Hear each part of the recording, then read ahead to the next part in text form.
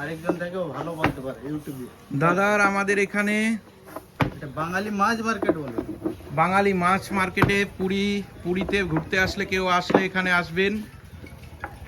দাদা এখানে গজা বানায়, সকালে পরোটা আর বিকেলে গজা বানায়। গজা খুব সুন্দর, একদম খাস্তা, এখানে নিজের হাতে দাদা বানায়। দাদার নাম? আমার নাম সুকান্ত জানা, মেদিনীপুর ডিস্ট্রিক্ট বাড়ি আমার।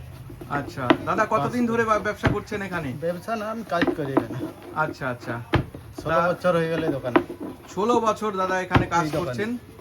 খুব সুন্দর দাদার হাতের কাজ, খুব সুন্দর টেস্ট। দেখুন আপনারা কি সুন্দরভাবে এটা ডিজাইন করছেন।